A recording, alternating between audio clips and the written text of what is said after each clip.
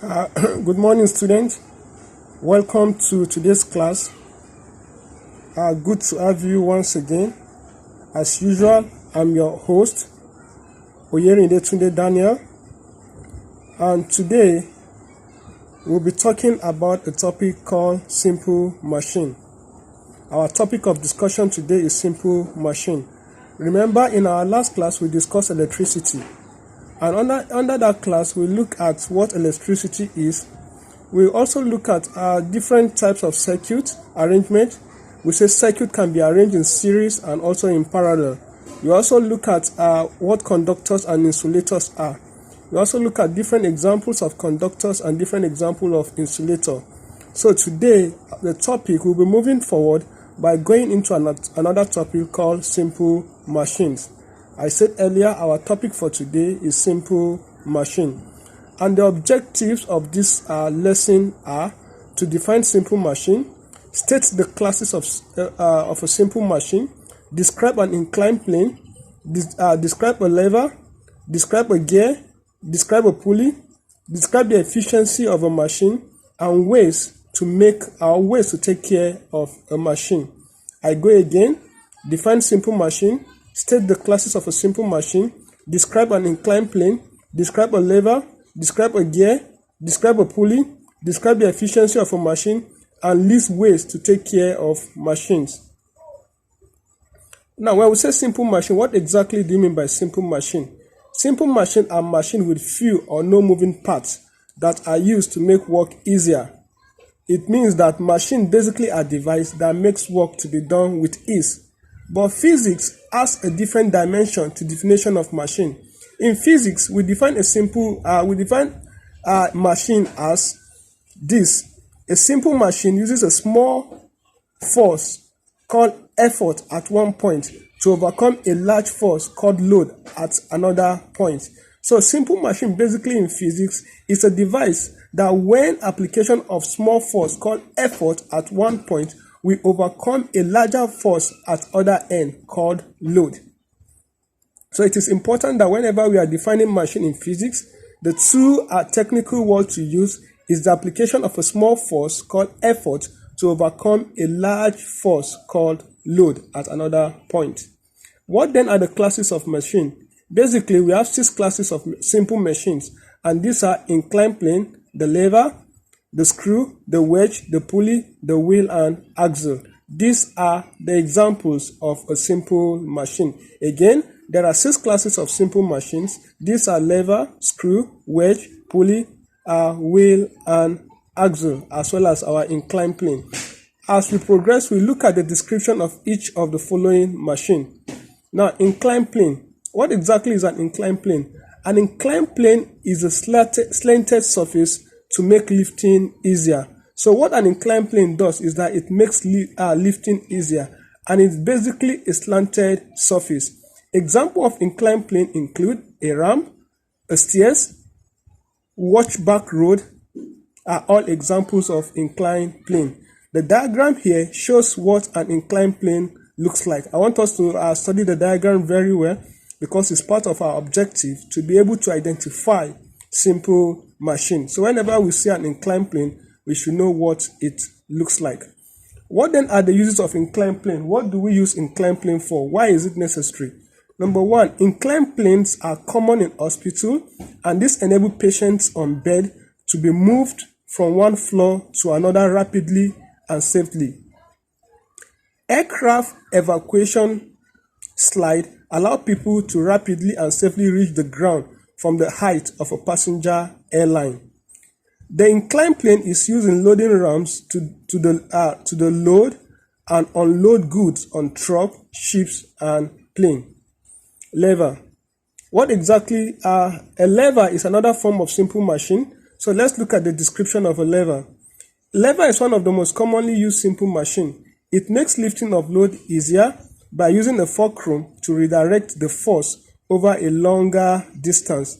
Example of lever are the seesaw, the claw hammer, the fishing rod, the crowbar, the bottle opener, baseball, etc. They are all examples of lever.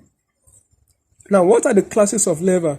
Basically, we have 3 classes of lever, and The position of the fulcrum with respect to the load and effort is the basis for classifying lever into three. And as such, we have first class, second class, and third class. As I said earlier, we have three classes of lever: first class lever, second class lever, and third class lever. And the position of the fulcrum with respect to the load and the effort form the basis for classifying lever into three. For first class lever is a situation where we have the fulcrum between the load and the effort. When the fulcrum is between the load and the effort, we have what we call first class lever. An example are plier, scissors, crowbar, claw hammer, and seesaw. These are all examples of first class lever. Second class lever. Second class lever is a situation where you have the load between the fulcrum and the effort. When the load is situated between the fulcrum and the effort, it is called a second class lever. An example include a nutcracker, the wheelbarrow, and bottle opener. These are examples of second class lever. This is a diagram that shows us what a second class lever looks like. Here we can see that the load is between the effort and the fulcrum. And our wheelbarrow is also a good example of a second class lever. Now, third class. I said earlier there are three classes of lever: first class, second class, and third class. And the position of the fulcrum with respect to the load and effort form the basis of classifying lever into three. So we've already described first class, second class, and here we are here to describe our third class lever. So for third class is a situation where the effort is between the load and the fulcrum. When the effort is between the load and the fulcrum, we have third class lever. An example of third class lever include sugar tongue, broom, fishing rod, and stapler. These are examples of third class lever. As shown in this diagram, this is what a third class lever looks like. We can see that the fulcrum, that the effort is between the load and the fulcrum. Now also, this is a simplified diagram of what first class, second class, and third class lever looks like. Here, the fulcrum is called pivot here. So depending on the resource material that you lay your hand on, I want to tell you that fulcrum and pivot means the same thing. Some textbooks use fulcrum, while other textbooks use pivot, but they are all the same thing. This is also a diagram that shows first class, second class, and third class. You can see I've laid more emphasis on it because sometimes it can be confusing. So it is advisable that we study the diagram very well. A gear. A gear is another form of a simple machine. Now, a gear is a wheel that has toothed edges. As a simple machine, the gear allows work to be done easily. The gear system is made up of two gears, the big driving gear and the small. The big driving gear, the big driving gear and the small driving gear. So a gear is a simple machine. And a gear is a wheel that has a toothed edges. As a simple machine, gear allow work to be done easily. The gear system is made up of two gears. We should know that the gear system is made up of two gears. The big driving gear and the small driving gear. What are the application of gear? In what area is gear applicable? A vehicle uses gear for overcoming resistance against motion. Gears enable car to transfer energy from the engine to the wheel, making them rotate, and therefore allowing the car to be in motion. Crushing machines with gear system are more powerful in crushing hard objects. This is also what a gear looks like. As I've said, it's a gear system is made up of two, the big one and the small one. I believe you can all identify the big gear as well as the small gear. A pulley. A pulley is also a form of a simple machine. Let's look at its description. A pulley comprises of a wheel on a fixed axle with a groove along the edges to guide the rope. Common examples are crane. If you've seen a crane before, a crane employs the principle of pulley in its operation. Likewise, a flagpole, window blind, clothes, line, and elevator, they all employ the principle of pulley in their operation. This is a diagram of what a pulley system looks like. Now, in what area is a pulley applicable? Flagpoles use pulley in order to hoist the flag up or bring it down. Elevator uses multiple pulley in order to function. So flag poles use pulley in order to hoist the flag up or to bring it down. Elevator uses multiple pulley in order to function. Now we want to look at efficiency of a machine as well as discuss mechanical advantage and velocity ratio. When we say efficiency of a machine means how effective a machine is. And as introduction, a machine is a device that saves energy, which we all know, but scientists have found out that it is not all energy put into machine that is used to produce useful work. Now, if 100 joules of energy is input in a particular machine, it is observed that it does not give out the same amount of energy input into it because of some reason. Number one is because to overcome the frictional force between the parts of the machine. In the process of overcoming frictional force, some energy will be wasted. And it is important for us to know that the efficiency of a machine is expressed in percentage. And the formula for efficiency is given as work output over work input times 100. Efficiency again is given as work output over work input times 100.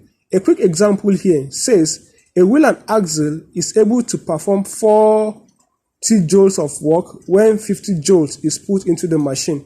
What is the efficiency of the machine? Efficiency is work output over work input times 100. That is 40 over 50 multiplied by 100. And when you do that, it will give you 80%. So I want us to note this. If the maximum efficiency is 100 and the actual efficiency of the machine is 80, it means that 20% of the work put into the machine has been wasted. Remember in our year 8, we discussed what wasted energy is. Now, does an ideal machine exist? Obviously, no. An ideal machine is a machine that is 100% efficient. However, in practice, ideal machine does not exist. I've said that in our revision class some time ago. But the level of efficiency of a machine is affected by two factors. What this means is that the factor affecting the level of efficiency of a machine, and these factors are mechanical advantage and velocity ratio. So how efficient a machine is determined by its mechanical advantage as well as its velocity ratio. Then what do we mean by mechanical advantage? Mechanical advantage in physics is abbreviated using capital letter A, capital letter M, and A. And mechanical advantage is otherwise called the force ratio.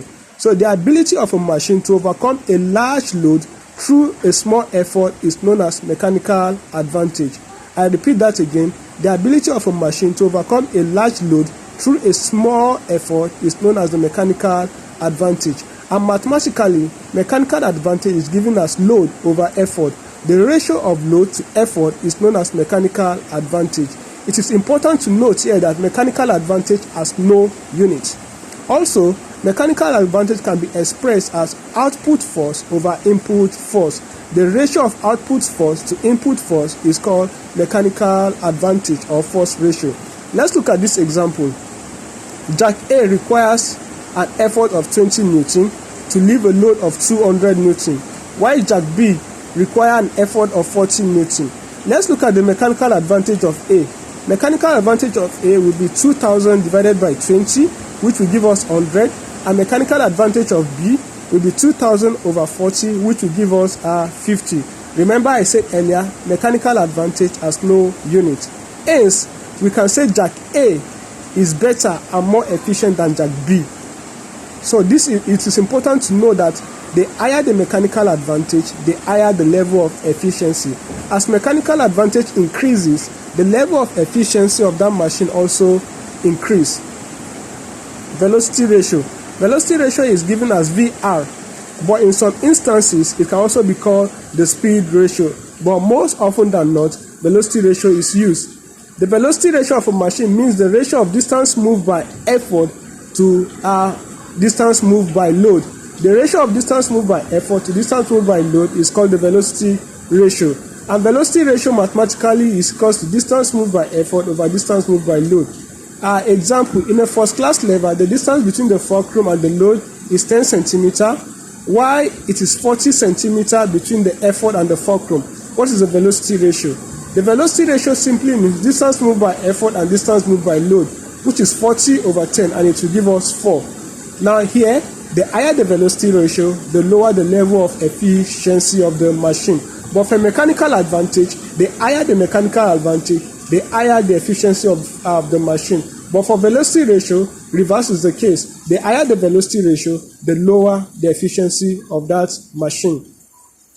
Now, a relationship exists between mechanical advantage, velocity ratio, and efficiency. And that relationship is given as efficiency, which is expressed in percentage, is equals to mechanical advantage over velocity ratio times 100% over 1. How do we take care of our machine? The following are ways to ensure to keep our machines in good condition. Number 1, apply grease and oil to the machine. This will reduce friction and prevent wear and tear. Number 2, regularly remove dirt from the machine because dirt slows down movement and causes wear. Number 3, check the engine oil regularly to ensure the amount of oil needed to run the engine smoothly is maintained. Insufficient engine oil may cause overheating and damage the engine parts. And lastly, when any machine is not in use, it is still necessary to check its parts occasionally and warm it up. So in the next 4 minutes, we'll be looking at some questions. This question says, for example, let's say that the Lego transmission we observed in the last lesson has a speed ratio of 15 and measure mechanical advantage of 10. So the efficiency here will be MA over SR times 100. Remember, I say VR, which is velocity ratio, can also be expressed as SR in some instances. And when we do our manipulation, 10 over 15 times 100 will give us 67%. It means this machine is 67% efficient.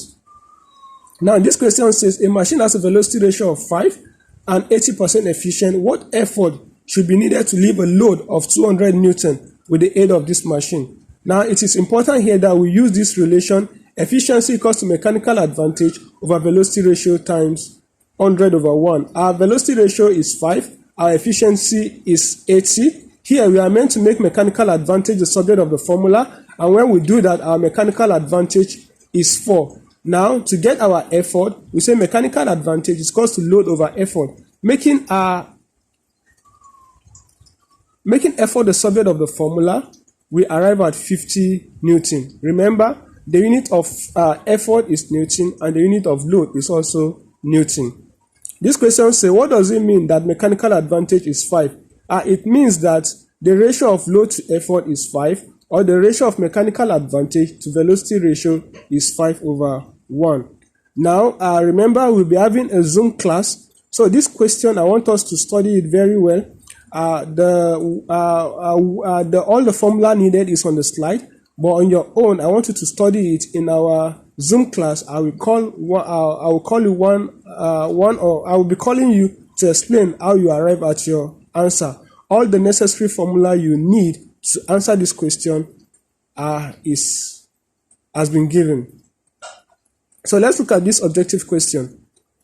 A slide and a ramp are example of what type of simple machine? You have lever, wheel and axle, pulley, and inclined plane. The answer to this question is D, which is an inclined plane. How many basic type of simple machine are there? I've stated earlier that we have 6 types of simple machine, and the option given here are A, 2, B, 3, C, 5, and D, 6. So the answer is 6, which is D. Crane, flagpole, and window blinds are example of what type of simple machine? The answer is C. They are all examples of pulley. What simple machine multiplies force when a rigid object pivots on a fulcrum? The answer is lever. At this point in time, I want to say thank you for listening. God bless you all. Please, it's advisable you go through this lesson at least 2 or 3 times for proper understanding. If you have any question, as usual, send your question to me via the school portal or use my email, which is latundede@yahoo.co.uk. Thank you, God bless you, and keep safe.